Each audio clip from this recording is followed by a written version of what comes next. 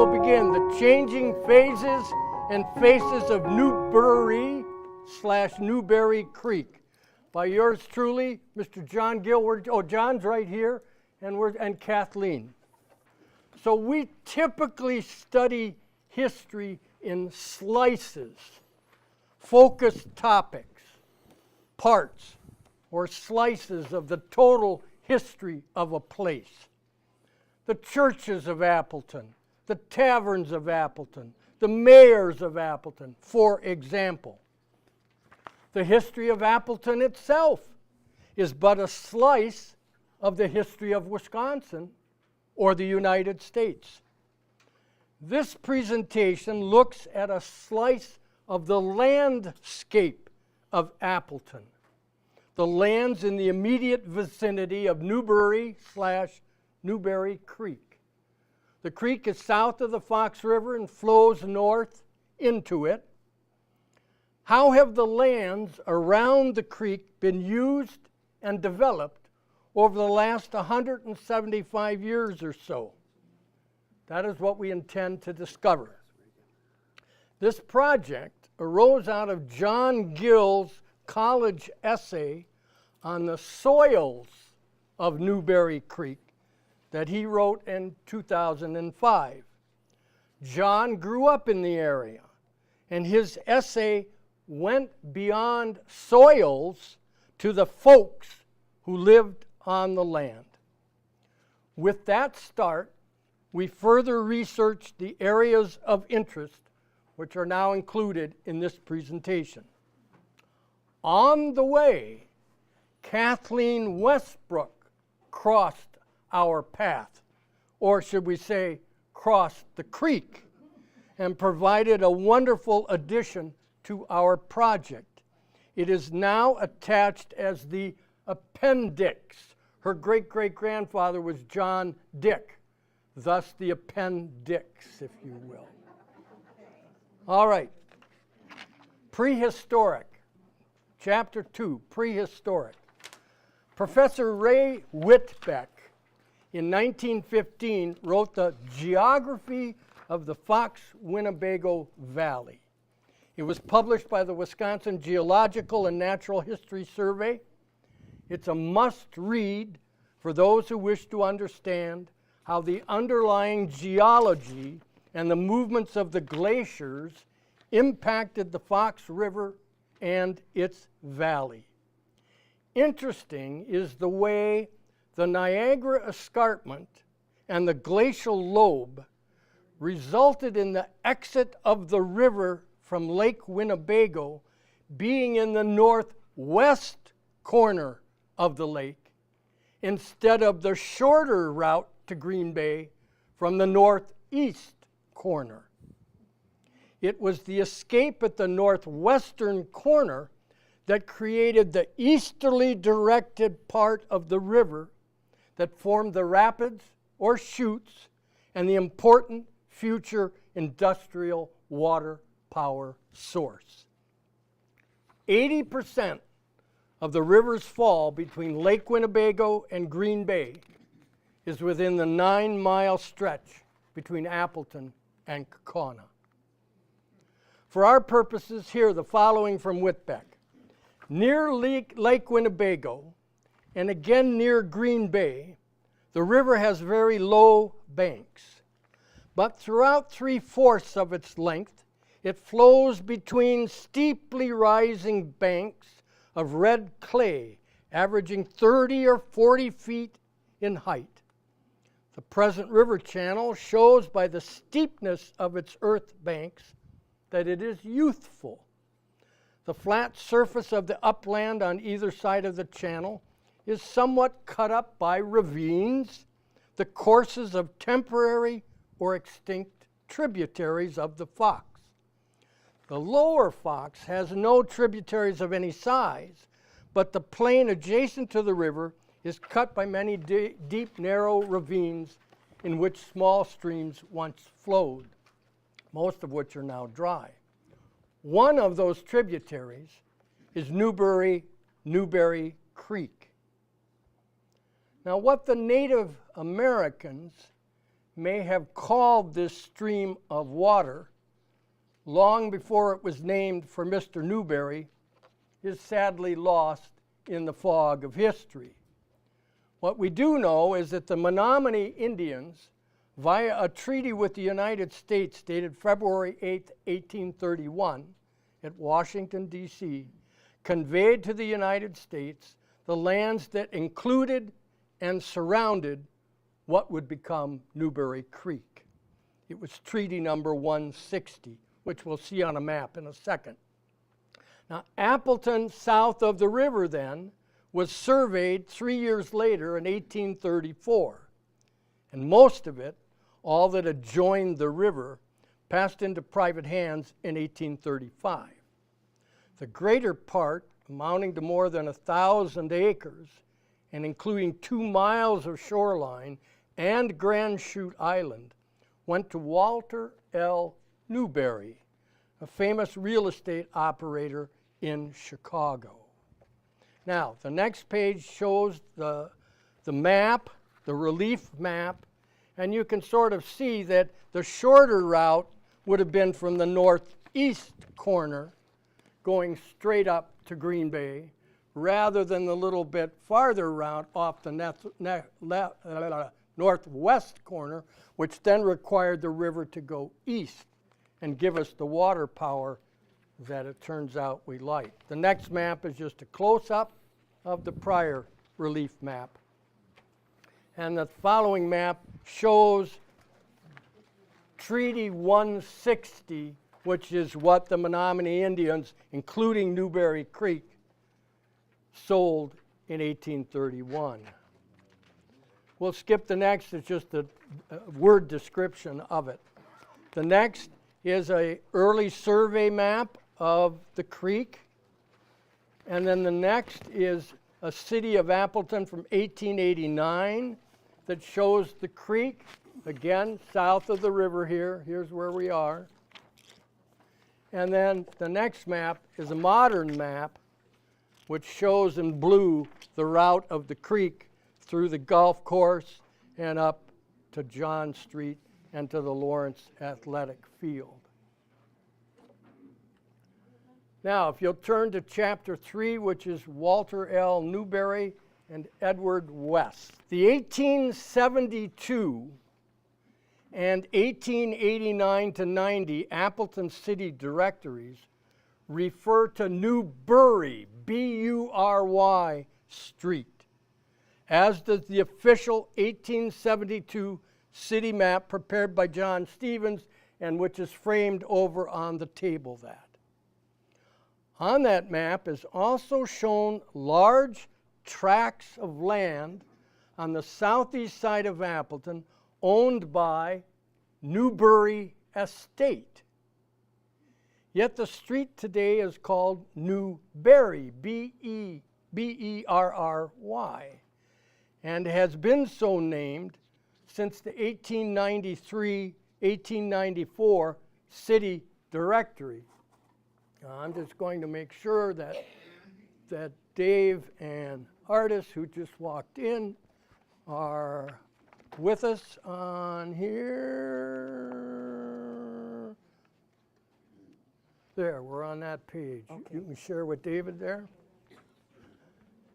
Now, we don't know, I think that's my next sentence, we don't know why Stevens and the city directory, we don't know why they used the name B-U-R-Y. But we do know that the correct spelling is B-E-R-R-Y. Why do we know that? We know that because an early speculator who bought those lands in 1837 was Chicago resident Walter L. Newberry. But why does the 1872 Stevens map show ownership in an estate, the Newbury Estate? That is because 4 years earlier, in 1868, Walter L. Newberry died on the steamship Pierre while en route to France. So now all of his lands, including the speculated lands that he owned here in Appleton, went to his estate.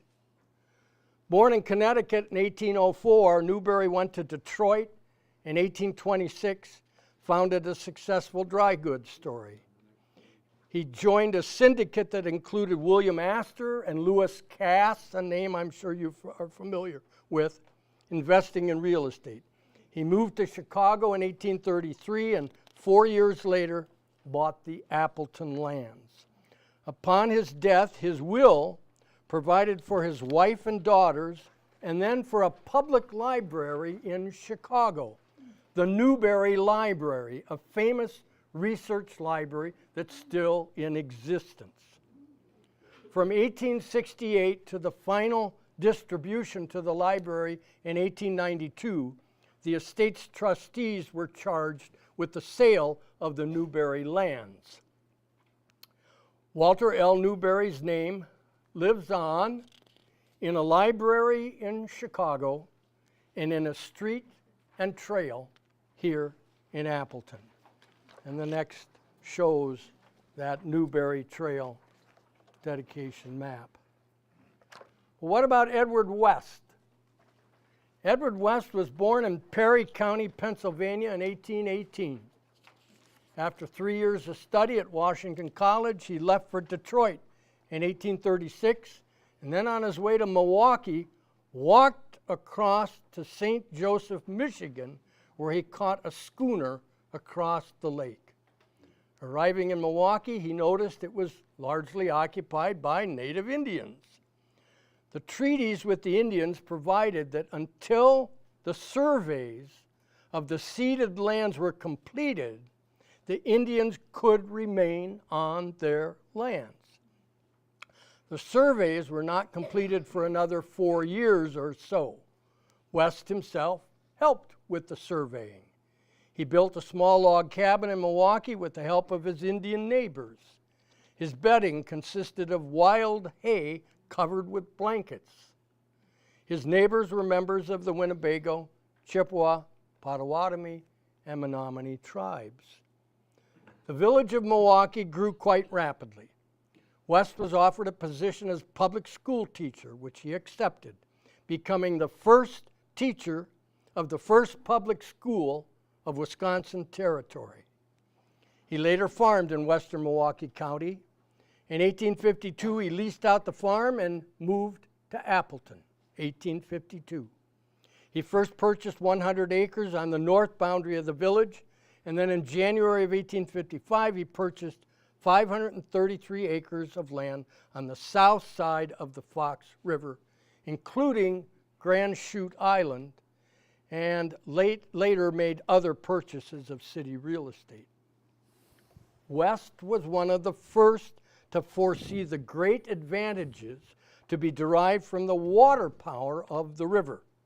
He at once began improving the flow of water at the upper portion of the Grand Chute Island and opened up a water power by constructing a dam across the south channel and selling some water power lots. In 1870, he dug the West Canal through nearly the entire length of the island. And I think there's a repeat there. The construction of the Grand Canal was without doubt the most important of all Appleton's improvements. And as long as water flows down the Fox River, the canal with its manufacturing establishments will be a living monument to its enterprising builder. The following was written about Mr. West in 1895. Mr. West's biography is replete with incidents that illustrate clearly the condition of the Northwest more than half a century ago. His life has been most active, and the hardships he has passed through would have discouraged any but a man of great force and of stout heart. His career should serve as a lesson to the young and prove to them that hard and steady work combined with honor and integrity are the forces of success. He is now 77 years of age, but in appearance much younger. His physique is robust and his health perfect. He has never indulged in the use of tobacco or ardent spirits, and his present physical vigor is undoubtedly due to this fact. So the lands that the Newberry Creek flowed through in 1872 were owned by Mr. West and Mr. Newberry's estate, as shown on the following, that's a typo, it should be 1872 map. So as you look on this portion of the 1872 map, underlined Newberry Estate, Edward West. They've got the whole package, so to speak. Now, John, in his paper, determined that there were really 6 areas surrounding Newberry Creek. So that's the next page, developing areas surrounding Newberry Creek. Basically 6. Each has affected the look of the creek or has affected the way the creek runs its course through the area. The first was Lawrence College, the Lawrence University athletic field. The second was the Institute of Paper Chemistry that is now a number of different businesses. The third was Reed Municipal Golf Course. The fourth was Esterbrook Farm. The fifth was Kernan addition to the city of Appleton. And the sixth was the Lawrence University Bonteball. And on the next map, you'll see those 6 areas numbered on that map. Now, let's start with Chapter 4, the Lawrence College Athletic Field. The 1909 aerial, which is Lawrence's yearbook, notes that the athletic grounds were purchased in 1900. The original Alexander Gymnasium was built in 1901. A later aerial relates that the new Alexander Gymnasium was built in 1929. This area lies north of East-South River Street, west of John Street, as shown on the following map. Now, Alexander Gym is named after L.M. Alexander, who was president of the Lawrence Board of Trustees for 35 years.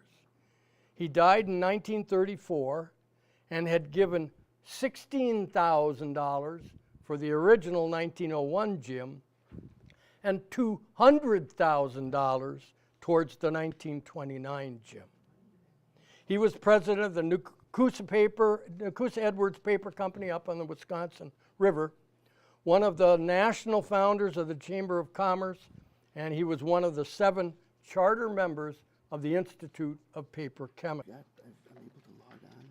Then Chapter 5 is the Institute of Paper Chemistry.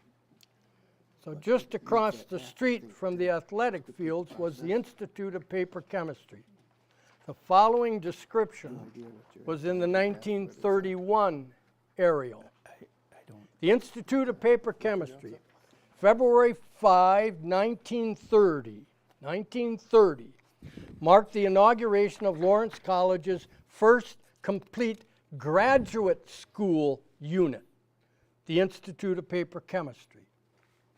The Institute, endorsed by President Herbert Hoover and Dr. Julius Klein, Assistant Secretary of the U.S. Department of Commerce, represents a $1 million endowment project financed by 90% of the paper mills of Wisconsin. It opens its doors with an annual operating budget of $60,000. Dr. Otto Kress, internationally known paper expert, heads the technical staff as technical director of the Institute. Ms. Yordis Roseth, formerly engaged in research chemistry at Hawkesbury, Ontario, Canada, and a native of Norway, is the Institute librarian and bibliophile. Other instructors in the Institute, including the following members of the Lawrence College faculty: Dr. L.A. Yautz, Professor of Chemistry; Dr. Stephen Darling, Associate Professor of Chemistry; Professor W.E. Rogers of the Botany Department; and G.C. Cast, Professor of German. The purpose of the Institute calls for a provision to train students in pulp and chemistry, to provide a comprehensive research library for the use of the industry and students, and to centralize facilities for research in the interest of the industry as a whole. Enrollment in the Institute is limited to those candidates who have a BA or BS degree and a major in science. Now this area on the edge of the creek and on the edge also of Estabrook Farm that we'll get to comprised the middle section of Newberry Creek. In 1929, the Institute was founded by surrounding area paper companies such as Kimberly-Clark, Bergstrom, Fox River, and Consolidated, to name a few. Research was conducted for 50 years at the Institute in ways to grow trees in the test tube and other mediums. Through the years 1929 to 1979, trees were periodically planted in the areas surrounding not only Newberry Creek, but also in the areas surrounding Reed Golf Course, Estabrook Farm, and the Lawrence Athletic Field. The following is from John Gill's 2005 paper. By the way, the Institute moved to Georgia eventually. John says, in my adventures along Newberry Creek, ranging from what would now be called dirt biking with no brakes to exploring the seas on a Viking ship, actually the eroded roots of basswood, to rummaging through the incomplete structures of the new Estabrook Court and South Meadows Drive real estate development, I recall finding a chemistry lab beaker. That beaker, which was used to store my coins at home, was found at the site referenced in the following summaries of newspaper articles. I thought nothing about that incident until I learned of the following summaries of two newspaper articles. And the articles go on to indicate the Institute paper chemistry site is a toxic site for the DNR, but no imminent threat. So presumably those coins that you picked out of the beaker are safe and haven't caused you any permanent harm. Well, 6 of my sisters had cancer, so. Oh, a sister had, okay. So I'll leave the rest of that area for you to read at your leisure, including the article from May 21st of '89, which is the article John's referencing there. But now I want you to get to this picture here, which is just at the end of that picture. And here's why I want you to focus on that picture. And it's from the end papers of a book about Lawrence University. Here is the main campus, okay? Here's the Fox River. Here's the John Street Bridge. Here's the athletic field. Here's Alexander Gymnasium. And then right across the street with the little tower on it is the Institute of Paper Chemistry. But what I really like is in the far left upper corner is Newberry Creek. The only time I've seen something that sort of visualized the creek coming through there. Now, Reed Municipal Golf Course. How many know why it's called Reed Municipal Golf Course? Well, you will leave tonight knowing that.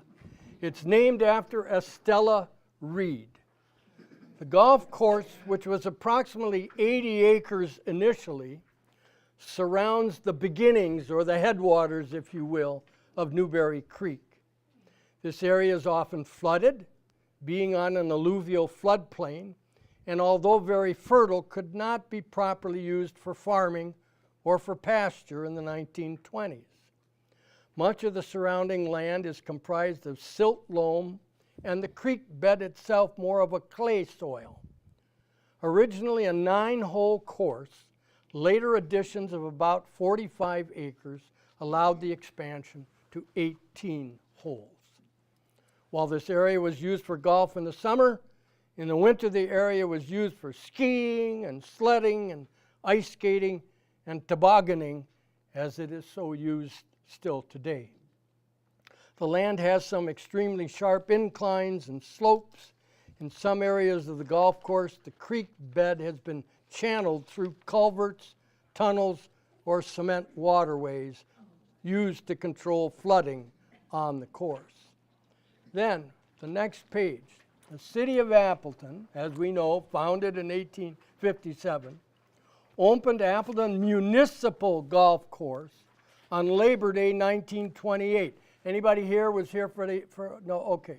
As a 9-hole course, which was designed by local golfers. 3 years later, city park officials considered purchasing adjacent land to expand the course to 18 holes, but the park board felt the land cost was too high. By 1940, however, talk resumed regarding the purchase of an adjacent 87-acre farm with the mortgage to be repaid by golf fees. The option was not considered because the Knuth farm was south of the existing golf course and outside the city limits. A generous gift from Estelle Reed allowed the golf course to expand from its original holes to 18.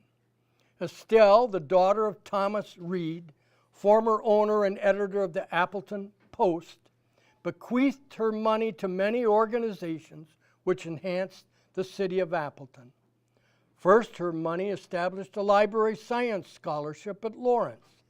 And second, she allocated funds to improve recreational opportunities through parks and playgrounds. In August of 1940, a judge ruled that the city of Appleton could use $10,000 from the will of Estelle Reed to develop an addition to the municipal golf course.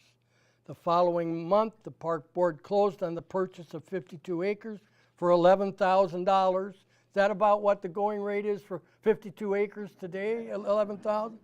Plus some special assessments. A week later, construction started on the second 9, which opened in April 1941. There may be some here that were there for that opening. Reed Golf Course was officially dedicated on July 23, 1941, as an 18-hole course. The name was changed from Appleton Municipal to Reed Municipal in the 1950s to honor Estelle's legacy. The plaque announcing the name change was originally placed on the first hole, but has since moved above the fireplace in the clubhouse. Thus, Reed Golf Course. And there are some additional pages that tell you a little bit more about the brief history and a picture of the course, and then a 1940 map that points out to the Lawrence athletic field, the Institute of Paper Chemistry, and the original part of the golf course. And then when you're ready, get to chapter 7 and Esterbrook Farm. Many of you, I'm sure, know that there's an Esterbrook Court on the south side of Appleton. But did you know why it was called Esterbrook Court? I did not until I read John Gill's paper. Esther Harwood had a riding academy with 18 horses, including her own pair of dappled grays, one by the name of Ace. Boarders of horses included Dr. Darling, Mr. Heckert of Heckert's Shoes, and Ms. Pentalini, an area school teacher. The farm, named after Esther Harwood and known as Esterbrook, was approximately 160 acres in size, had a white painted fence around the perimeter. There were trails meandering through the creek and wooded areas, which had names such as Sleepy Hollow Ridge Trail, Christmas Tree Lane, and Honeysuckle Trail. Some trails went through picnic areas, apple orchards on the edge of the golf course, along the edge of the Institute of Paper Chemistry, and some ran as far as Tallulah Park. The horse stable had a large living area where the Harwoods could host parties for guests. John's uncle Alvin Nyman, handyman for the farm, was the caretaker for the horses. In the winter of 1941, as the horses slipped on the ice on the original West Avenue, Alvin was kicked by both front hooves in the stomach and taken to the hospital, where he was treated by the now famous Wilhelm Defoe's father. Adjoining the horse farm was a small parcel of land owned by John's uncle Alvin, which was part of the Conrad Alfieri farm. This parcel of land, as John writes, was at this time in his father's name. The area where the house was built in 1946 by my father stands in the middle of what was Alfieri's orchard. Conrad Alfieri, an immigrant from the wine-growing regions of Germany, grew many types of fruits to make wines. Conrad insisted on using a cement compactor to roll on his fields. As a consequence, the Alfieri fields had the hazard of runoff. The compactor now stands in disuse in an evergreen bed designed by his great-granddaughter, who presently lives in the house. The properties that were once part of the Alfieri farm have been planted with various coniferous trees to control drainage and erosion over the last 10 years. And the next page is a picture of the old Esterbrook farmhouse after it was moved onto Kernan Avenue, very near where John and his family lived. The remaining area that encircled the creek have had many improvements done over the years. The old Esterbrook farmhouse, carried across the open fields when the real estate development project began, now stands proudly at 1013 Kernan Avenue. The homes at 31 and 33 South Meadows Drive, and we have some folks here tonight who live in that neck of the woods, stand where the farmhouse and stable once stood. The owner of then property at 33 South Meadows Drive, Mr. Pavolny, recalls the property when he bought the last remaining property to be developed. The only problem that the Pavolnys have experienced is a sinking patio in their backyard. They had discovered the old well for the stable. Other than this minor problem, their property is nicely manicured with steps that run down to the creek. They have a manicured park setting that still shows evidence of the farm. The pathways for the park area is the remains of the old road to the stable. The Gill and Alfieri properties have spruce and fir trees planted with no further erosion and manicured lawns to slow runoff in the area. The property is no longer annually compacted. The poplar, maple, mulberry, butternut, black walnut, blue spruce, Fraser fir, double balsam, wild grapes and Concord grapes, raspberry, asparagus, yew, and arborvitae are all growing well, although there are no longer horses in the area.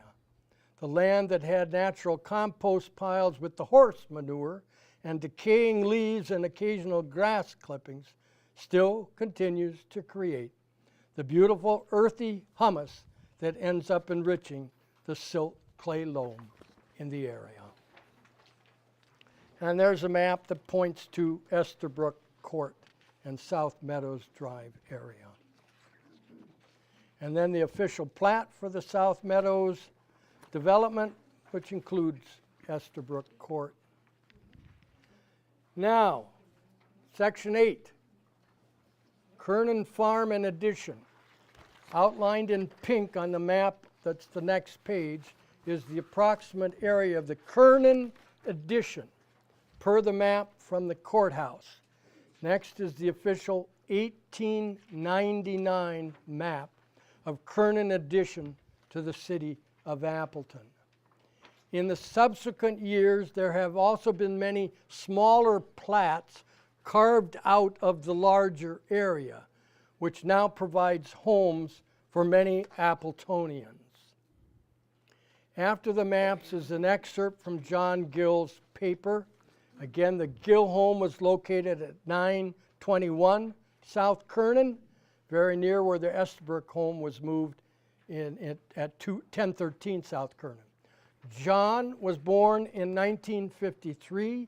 His dad moved to Appleton in 1939, and he told me this evening that his dad bought the land on Kernan Avenue in about 1946. So here's John.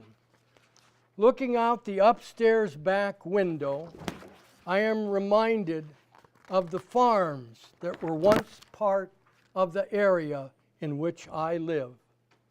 Once known as the John D. Kernan Farm, part of the Newbury addition to Appleton, the farm was located at that time on the far southeast side of Appleton.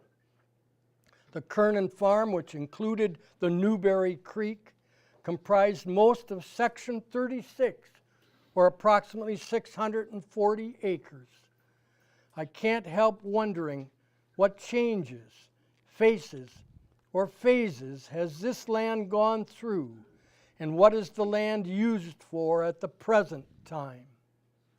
Having the creek as the backdrop for numerous hours of exploration and adventure during my childhood, I enjoyed discovering things about this area. As the rich, earthy smell of the ravine and creek beds come to mind, I ask what types of soil are included in this area, and how did that affect the way the soils were used? And only John would think of those questions, I think. You're unique in that way, my friend. Now, Section 9, the Lawrence University Bonta Bowl. Following are a photograph of the construction of the football field, some pages from the Lawrence website discussing the upgrading of the bowl, but the appendix by Kathleen Westbrook, her story of life on the lands with the creek running through them, a large part of which is the Bonta Bowl, and we'll get to her in the appendix, if you will.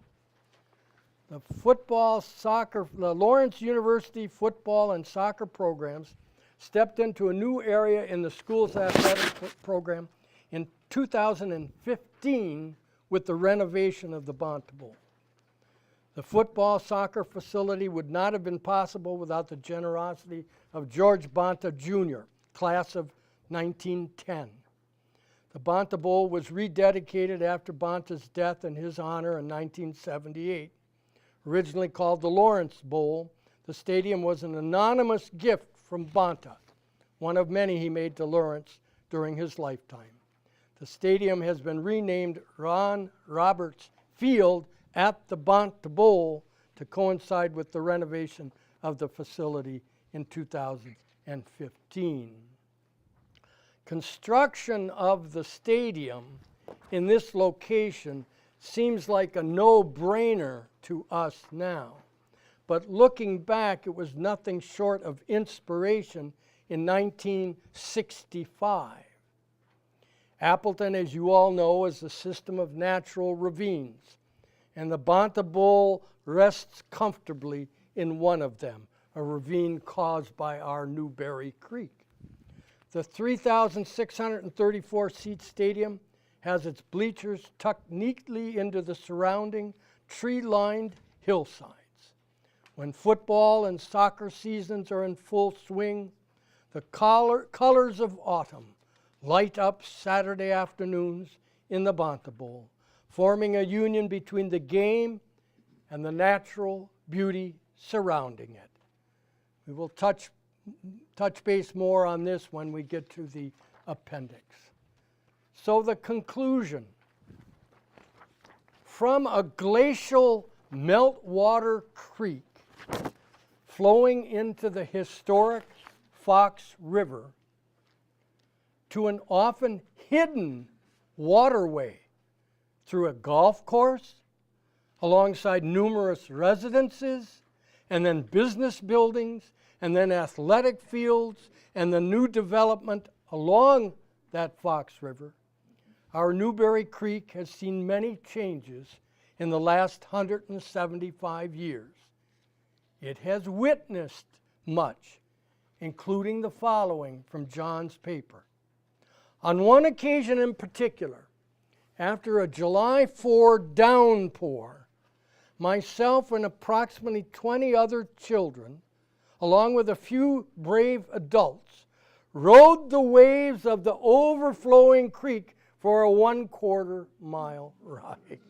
What started as rill erosion in a matter of minutes turned the small channels into gullies. And John is going to demonstrate for us a little later how he made that ride. Now, we hope you've enjoyed this look into a slice of Appleton's history, Newberry Creek and its adjacent lands, and the phases and faces that it has witnessed over the years. And the following page is a topographical, again, that shows where. Now, then we get to the appendix, if you'll excuse the pun, A History of the Dick Family and Newberry Creek by Kathleen Westbrook. And she writes, one beautiful afternoon in early October 2022, I was on the Newberry Trail between stops on Christine Williams' Appleton Locks walking tour. There I ran into Tom Sutter, who was also taking the tour. He and I walked together for a while. You might say we fell into a lockstep of a different sort, and chatted. Tom mentioned that he was preparing a presentation for the Appleton Historical Society's upcoming season on the theme of Newberry Creek. The name caught my attention. I told Tom I had been compiling some information myself about the creek as it related to some of my ancestors who once lived on a section of it. He expressed interest in what I had, so I told him I would send him something when I had it together.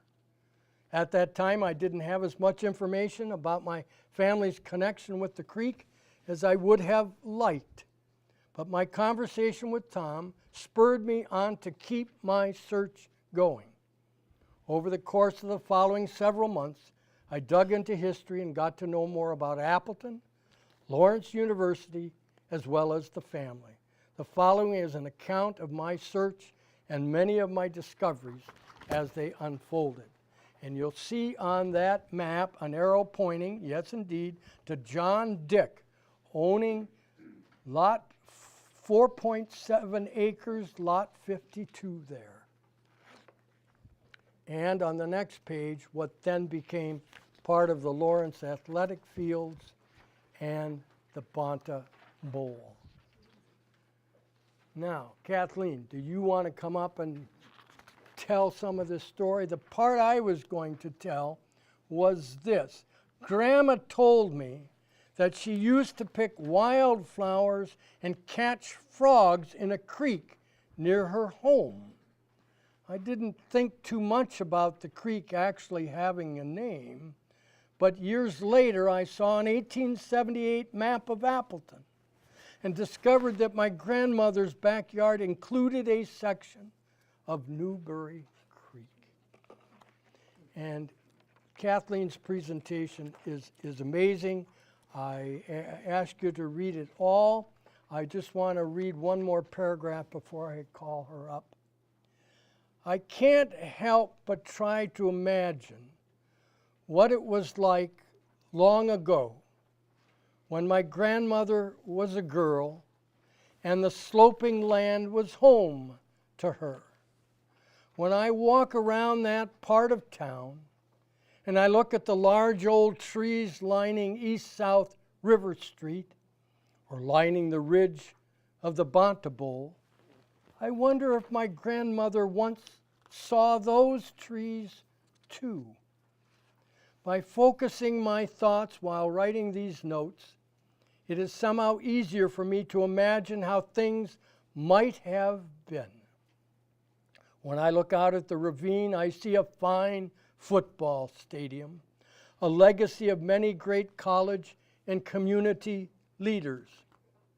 But I also see John and Caroline Dick, two devout, talented, hardworking immigrants, so grateful for a home in their new country, raising a generation of children, tending their land. I see my grandmother, Barbara, as a young girl, laughing, running, catching frogs, and picking wildflowers near Newberry Creek. Kathleen and John, who's up to bat next? John, you want to be next? You've got your mic on. No, This is John Gill. I don't know. I'm going to try to show. You won't be able to see it very well, but I'm going to try to show. My computer wasn't working or didn't cooperate, so I don't have a booklet. One thing, my ancestor, my grandfather and my dad's father and my mother's grandfather, because of the Indian area, they both had to smoke the peace pipe before they could purchase the land. And I'm going to try this.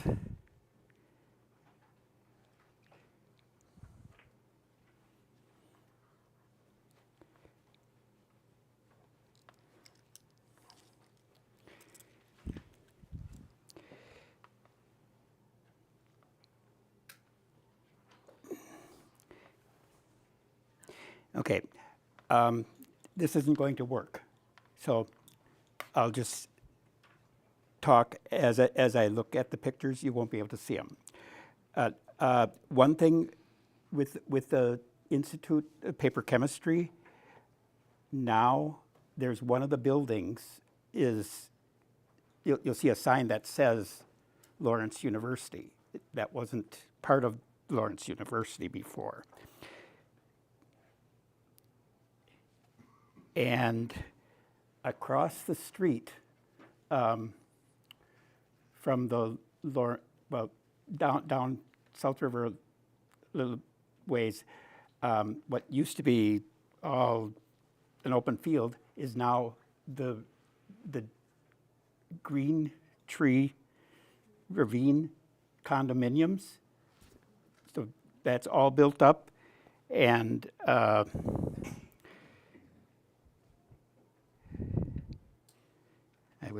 I wish you could see this, but I have a picture of the stable on the Povolny farm. One of the walls of the house is actually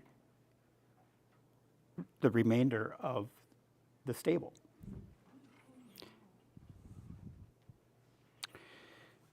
I've got a picture of 3 generations of myself, my dad, and my grandfather cross-country skiing along Christmas Tree Trail. On the farm, with the white picket fence all the way around the perimeter of the farm, I recall Esther and Norbert Harwood riding down Kernan Avenue on their dappled grays, and they were dressed up in the finest English riding outfits, and they were just, it wasn't trotting, but it was more than a canter. They were going down Kernan Avenue, which at that time didn't have curbs. They were riding down Kernan to Tallulah Park. And got several pictures of my dad. My dad actually lived with my aunt and uncle before he went to the service. And let me see. One thing with the golf course, I'm talking about some changes that have happened over the last few years. Now the golf course doesn't have any of the cement culverts, whatever. They all have a pond, so that cuts down on the water that's flowing from the creek, and it's better for the land. And then a little history. One of the houses along Kernan was owned by my grandmother's brother, and he sold it to my grandmother's cousin. And I have a little history there. Mrs. Stepinski, she was a very nice lady. She was the interpreter for the Institute of Paper Chemistry for 30 years, and she knew 7 different languages. In the farmhouse, when it was on Kernan Avenue, the Omans raised 10 children in that house. And our street had a lot of families with large families. Ours had 12. The people across the street had 8. 2 families right next to Reed Golf Course had 12 or 13. It's kind of hard to figure out sometimes. Let me see. Then right across the street from where I lived was Della Korth. She was the nutritionist for Lawrence University, and she would buy from my godparents 60 dozen eggs every other day. I do have a picture of the Grishupper's grocery store and the service station back in the 50s. And then Richmond School right across the street. That now covers the entire block. And that is the original location of the John D. Kernan farmhouse. And up the hill from the Bonte Bowl, with the Polzine and Angel Restaurant, those were changes. And another change that I didn't realize until just the other day, the College Avenue Bridge, the original one, in 1959, that was built, and that kind of comes in to the south side where the first paper mill for Appleton, owned by the Richmond brothers. And that's how Richmond School got its name.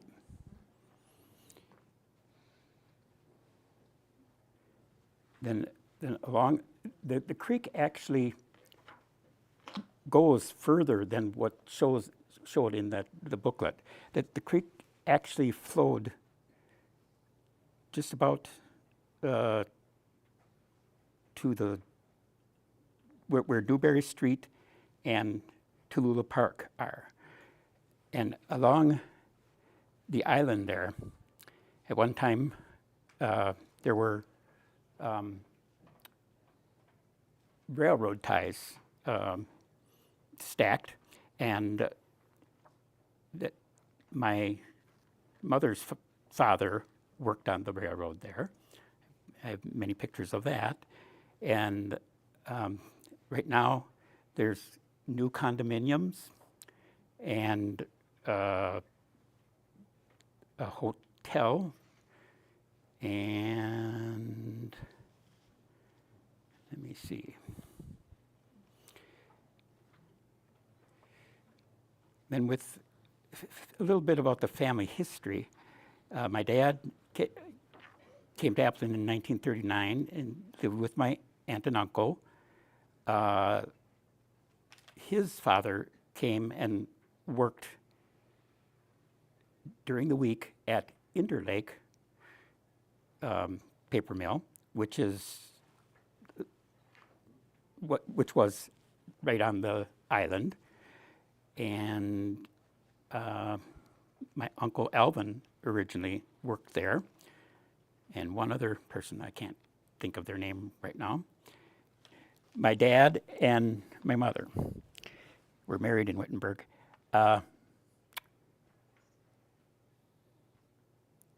Both had a connection to two of the gangsters. Al Capone asked my dad, how do you get to the county farm? And my aunt's brother, Matt, rode along with Al Capone and got paid $10 because he showed them where the county farm was. And it wasn't too far from my dad's property that Al Capone had a still.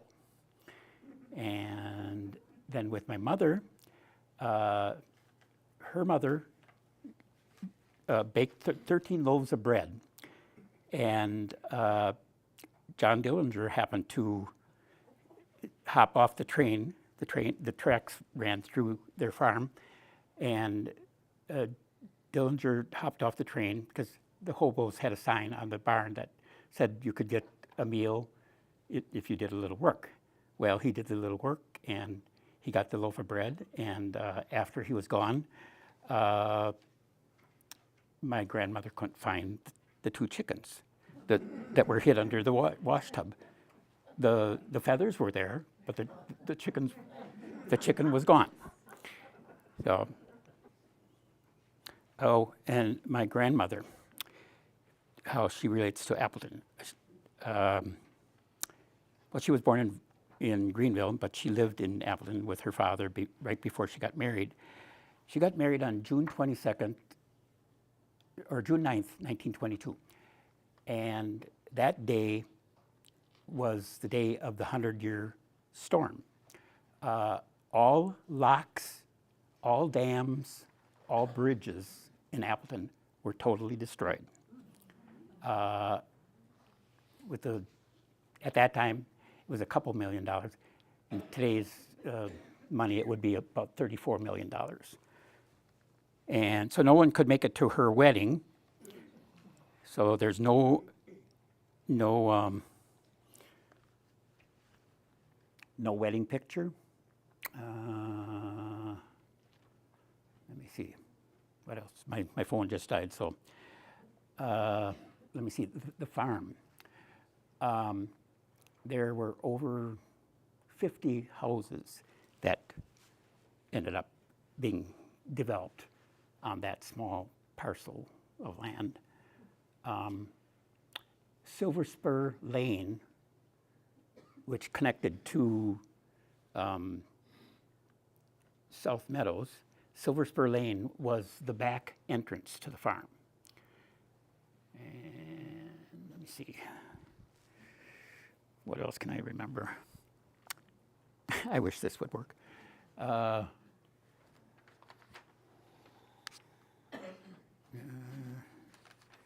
That might be about it.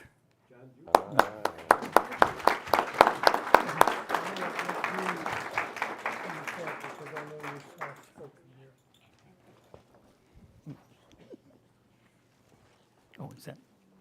Thank you very much. I was Oh, looking fine. forward to this evening, just as a person in the audience, but Tom asked if I would say a couple of things about my family, and I just wanted to start out by saying how fascinating it is that, we don't really realize sometimes how the landscape has changed, because we're just sort of looking at little increments here and there, or maybe a big change here or a big change there. But when you start going back into history, just a completely different landscape emerges here. And hearing John talk about his experiences in the neighborhood around Newberry Creek, he mentioned a couple of names that sounded familiar to me in my experience, both growing up in Appleton and also researching a little bit about my ancestors who lived on property which is now part of the Bonta Bowl. My grandmother, who Tom had mentioned in quoted a section of my piece for his talk, grew up there. And when I was growing up in Appleton, I was on the south side, and I could see the Bonta Bowl, or the Lawrence Bowl as it was at that time, but I was always told that's where your grandmother grew up. So I saw it as both things, and I wanted to learn more, and so I dug in a little bit. So the piece that makes up the appendix sort of it's my discovery. I'm writing it as I'm discovering more and more things, so it will read a little bit like that.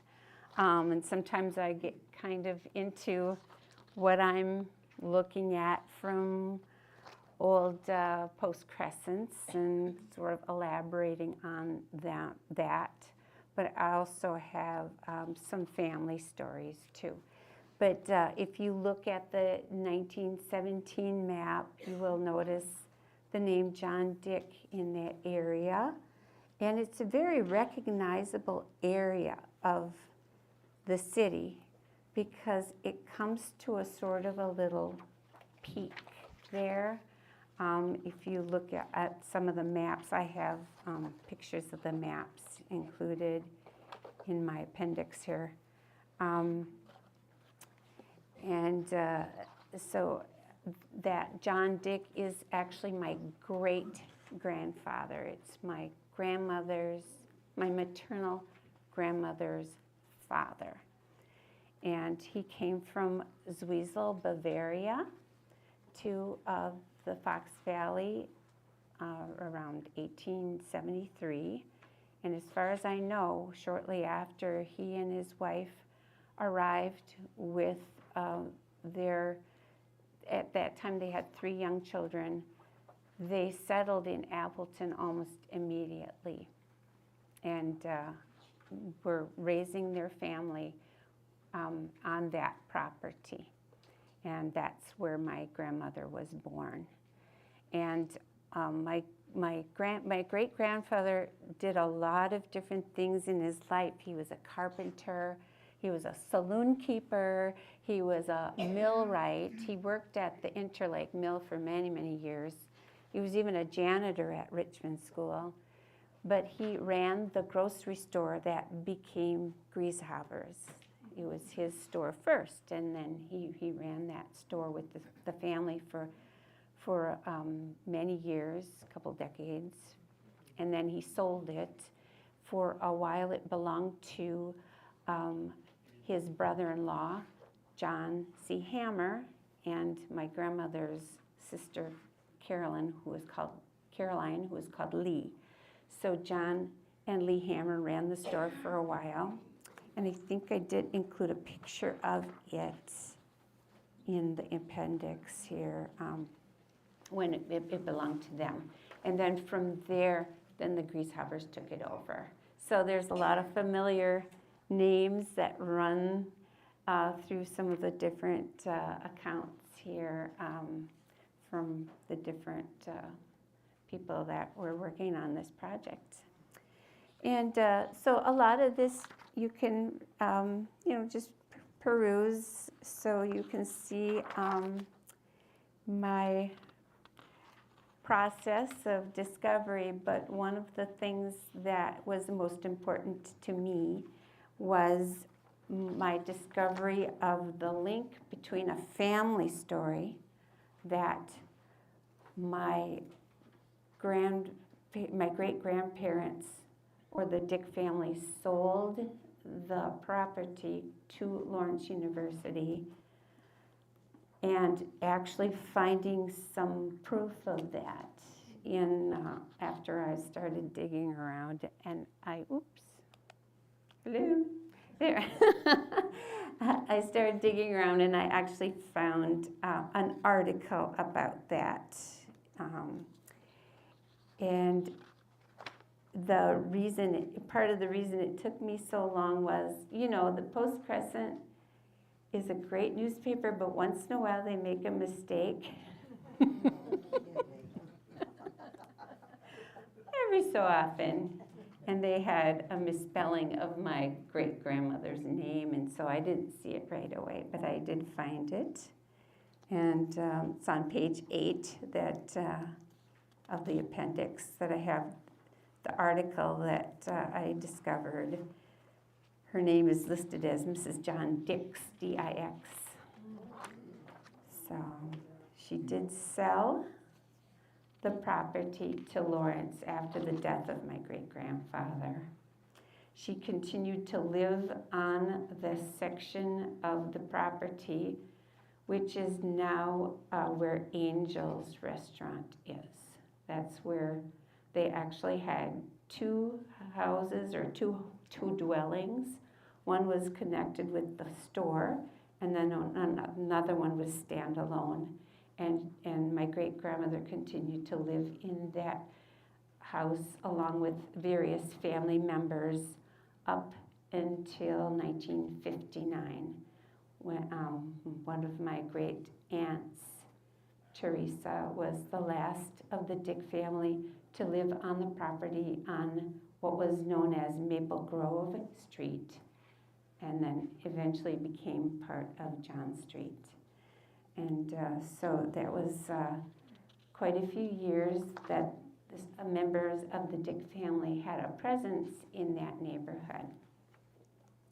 I just wanted to also mention one more thing here, because you'll be able to see my, as you read through, you'll be able to see the process that I had of searching various things. But I just wanted to read out loud a couple of my anecdotes here. A few decades ago, when the Good Company restaurant was Baxter's Food and Spirits for a time, members of my family and I took grandmother out for lunch. We all sat in an alcove surrounded by the signature old-fashioned decor. Grandma, ensconced in a wicker chair with a large shell-like back, looked around her and spotted a framed photo on the wall which depicted a gathering of young men in baseball gear. Pointing at the photo, Grandma began to identify many of the players by name, much to our surprise. It so happened that they had been on a team in her old Fourth Ward neighborhood. She mentioned the baseball field across the street from her home and how she used to go and watch the local teams play, The site once called Interlake Park, which later gave way to Mead Pool Park. Other than Grieshaber, I cannot now remember the names of the folks my grandma recognized from the photo, nor could I affix a year to either the photo or the lunch date. But the memory of that lunch, with that little slice of grandma's past for dessert, came to my mind as I researched local history and pondered the family stories. It made me wish that I could have at least one more talk with my grandmother about the days of her youth in Appleton. She passed away in 1997 at the age of 103. I have missed her every day since, but I am grateful for the time I spent with her. This year is her 130th birth anniversary and the 150th anniversary of her parents' arrival in Appleton. If Grandma were alive today, I wouldn't be surprised if she still recognized the land around the ravine, even with all the changes that have taken place there over the years. Many years after that lunch with Grandma, I took my mother out to lunch at Angel's Restaurant at 1401 East John Street.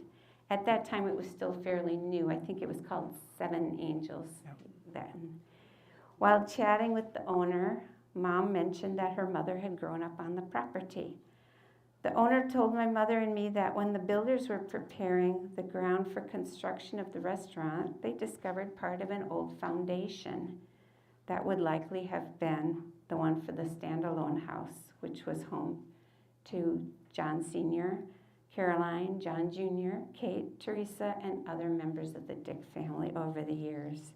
The address was the same. And I go on a little bit there, but I just wanted to share that because I'm grateful that even though doing this project made me want to know more, I was grateful for what I was able to find out, and I was grateful for the time that I did spend with my grandma.